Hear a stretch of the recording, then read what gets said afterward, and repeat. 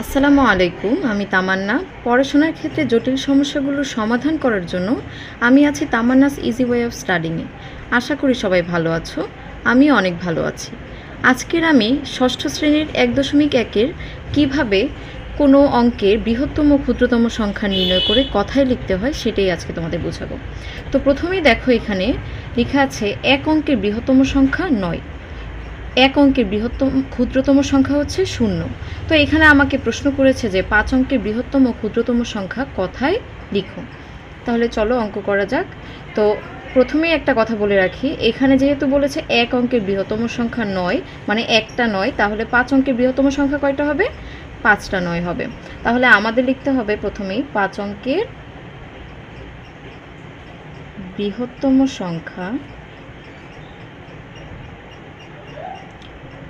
আমি আবারও বলছি, যেহেতু এক অঙ্কের বৃহত্তম সংখ্যা একটা ৯, তাহলে ৫ অঙ্কের বৃহত্তম সংখ্যা হবে ৫টা ৯। তাহলে ১, ২, ৩, ৪, ৫। তারপরে আসো, আমাদের বৃহত্তম সংখ্যা বের করা হয়ে গেছে। এখন হচ্ছে আমরা বের করব ক্ষুদ্রতম সংখ্যা।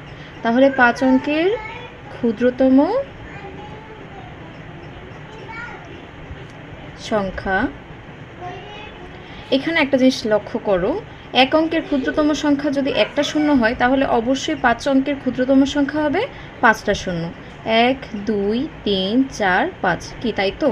কিন্তু এইখানে একটা জটিল বিষয় আছে, সেটা হচ্ছে শূন্যের তো কোনো মূল্য নেই, আমরা সেটা খুব ভালো করেই জানি।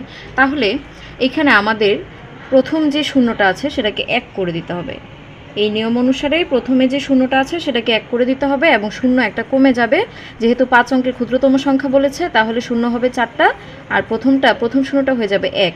তাহলে আমরা ওই ধরনের চিন্তা করেই লিখব। প্রথমটা যদি বলে ৬ অঙ্কের ক্ষুদ্রতম সংখ্যা নির্ণয় করো, তাহলে আমরা প্রথমে ১ দিব এবং শূন্য একটা কম হবে, মানে ৫টা শূন্য হবে। যদি বলে ৭ অঙ্কের ক্ষুদ্রতম সংখ্যা নির্ণয় করো, তখন ১ হবে, তারপরে শূন্য হবে একটা কম, মানে হচ্ছে ৬টা শূন্য হবে। এইভাবে আমরা খুব সুন্দরভাবে ৫ অঙ্কের বৃহত্তম সংখ্যা, ৫ অঙ্কের ক্ষুদ্রতম সংখ্যা বা যত অঙ্কেরই বলুক, আমরা বৃহত্তম সংখ্যা আর ক্ষুদ্রতম সংখ্যা নির্ণয় করতে পারবো। এখন আমাদের এই কাজ শেষ। এখন আমাদের এখানে বলেছে যে সেগুলোকে আবার কিসে কথায় লিখতে বলেছে। তাহলে আমরা লিখি যে ৫ অঙ্কের, সুতরাং ৫ অঙ্কের বৃহত্তম ও ক্ষুদ্রতম